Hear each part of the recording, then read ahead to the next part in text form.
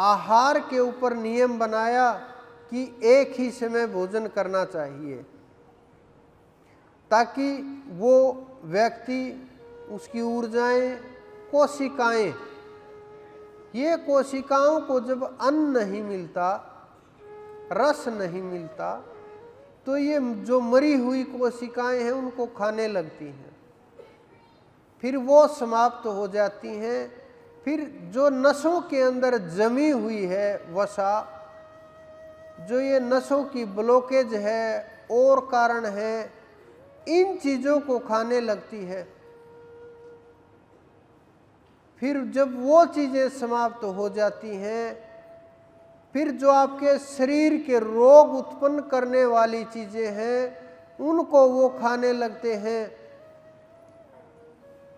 फिर जब वो समाप्त हो जाती हैं तो ये समय को भी खाने लगती हैं।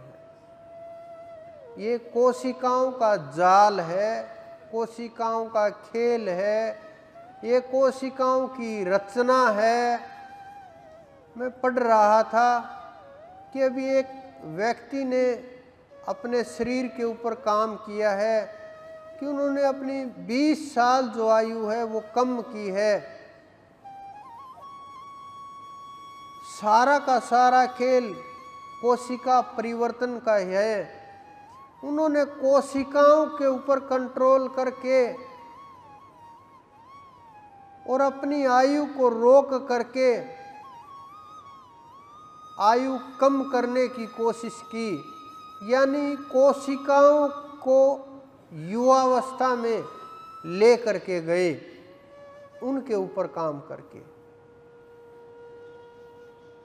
तो ये कोशिकाओं का जो खेल है, ये हमारे साइंटिस्ट तो अब जानने लगे हैं 150 वर्ष पहले, लेकिन हमारे ऋषि मुनि वेदों के समय से जानते हैं, गीता के समय से बोलते आए हैं कि उसी का ये साधना सिद्ध होगी जो न ज़्यादा खाने वाला है न कम खाने वाला है। श्री कृष्ण जी ने बोली है ये, लेकिन बातों के ऊपर ध्यान नहीं देते उनके कि उन्होंने क्या बोला है। बस हाथ जोड़ दिए गीता जी के सामने, चल गया काम, हो गए हम आध्यात्मिक और खुल गया रास्ता।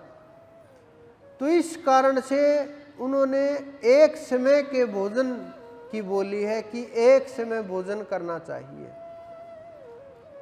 फिर लोगों का काम इससे भी ना चला तो उन्होंने बोला 2 समय भोजन कर लो, कम से कम भोजन के बीच में 10 घंटे 8 घंटे का फासला तो चाहिए, अंतराल तो चाहिए, या बस लगे ही रहोगे। लेकिन लोगों का इससे भी काम नहीं चला। फिर क्या हुआ कि 3 समय भोजन करने लगे। अब उस 3 समय में भी काम नहीं चलता। बीच में बाजार में चले जाते हैं और बाजार में इतनी अच्छी अच्छी मिठाइयाँ, इतने अच्छे अच्छे जो स्टॉल लगाए गए हैं खाने पीने की वस्तुओं के, तो मन तो ललचा ही जाता है। तो बीच बीच में वो भी खाने लगे। तो कोशिकाओं की भागदौड़ ही होती रहती है। वो शरीर की तरफ कम ध्यान देती हैं, बस भाग भाग करके रस लेने में लगी रहती हैं। क्या फिर आ गया, फिर आ गया, यही लगा रहता है। और शरीर में आप जितना डालोगे वो अपना काम शुरू कर देगा। वो तो बोलता है कि बस बहुत हो गया, बहुत होने के बाद भी अरे आज तो बड़ी अच्छी सब्जी बनी है, एक रोटी और ले लेते हैं। अरे आज तो बड़ी अच्छी मिठाई आई है, कल कुछ कम और ले लेंगे, आज तो लेने दो, कल का क्या पता।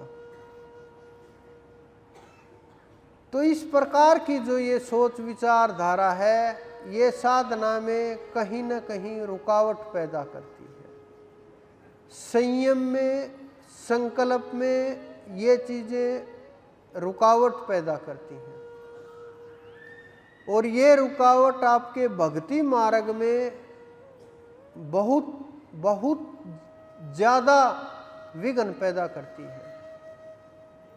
ये सब कुछ देख करके हमारे ऋषियों ने सोचा कि एक समय तो लोग नहीं कर रहे, अब कम से कम इतना कर दें, सप्ताह में एक दिन तो भोजन छोड़ दें। लेकिन फिर वो भी नहीं हो पाया। फिर उन्होंने क्या किया कि 4 नवरात्रे बना दिए कि कम से कम साल में 1 महीना तो भोजन छूट ही जाएगा, शरीर फिर से क्रिया में आ जाएगा और फिर से शरीर के अंदर जो कमियां हैं वो पूरी हो जाएंगी। लेकिन लोग उनको भी नहीं कर पाए। फिर उन्होंने सोचा कि 2 बार तो करेंगे ही, कि 6-6 महीने में 2 बार कर लेंगे, बीच में एकादशी वगैरह पूर्णिमा वगैरह जोड़ देते हैं। ये ऋषि मुनियों के खेल हैं। ये जितने व्रत हैं ये आपको शरीर को, रचना को शरीर की सही करने के लिए हैं। ये नहीं कि आप नहीं, अगर एक दिन व्रत करोगे जन्माष्टमी का, नहीं खाओगे तो परमात्मा आपके द्वार के ऊपर आकर के कहेंगे, अरे बड़ा तपस्वी है, मुझे तो आज अवतार लेना था, अगर भूखे नहीं रहते तो अवतार कैसे लेता। ये उनके लिए नहीं है, ये कोई देवों के लिए, देवियों के लिए भी नहीं है।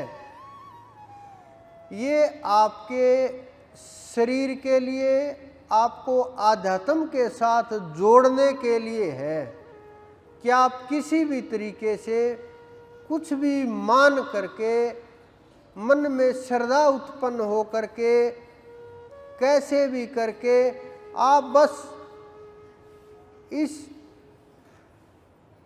भूख के ऊपर, शरीर के ऊपर, जीवन के ऊपर नियमों का प्रभाव हो और कोशिकाओं के ऊपर प्रभाव हो और आप आध्यात्म की तरफ बढ़े और शरीर रोग मुक्त रहे। कुछ लोग तो बेचारे इतना खा लेते हैं। मेरे पास आया एक कि जी मैं तो गाड़ी चलाते चलाते सो जाता हूँ। मैंने कहा थोड़ा कम खाया करो, कि जी कम ही खा रहा हूँ, लेकिन बस एक आधी बार हो जाता है ज़्यादा, कि 3 टाइम ही तो भोजन करता हूँ। मैं बोला 2 टाइम भोजन किया करो, कि नहीं जी मुझसे नहीं रहा जाएगा 2 टाइम में। तो वो लोग शरीर के साथ खेलते हैं, जीवन के साथ खेलते हैं, रोगों में खो जाते हैं और बीमारियों में इतने फंस जाते हैं, निकल नहीं पाते। तो ये शरीर के रोगों को दूर करने के लिए ऋषियों ने जो विज्ञान बनाया था, हम उस विज्ञान को ना समझ करके बस मान लेते हैं कि हाँ इससे देवी खुश होगी, इससे विष्णु जी खुश होंगे, इससे वो देवता खुश होगा, इससे हनुमान जी खुश होंगे। अरे कोई खुश नहीं होगा। लेकिन आपके अंदर जो रोग प्रतिरोधक क्षमता है वो बहुत बढ़ जाएगी। और इसीलिए हमारे ऋषियों ने ये रास्ते दिखाए थे। यही कारण था।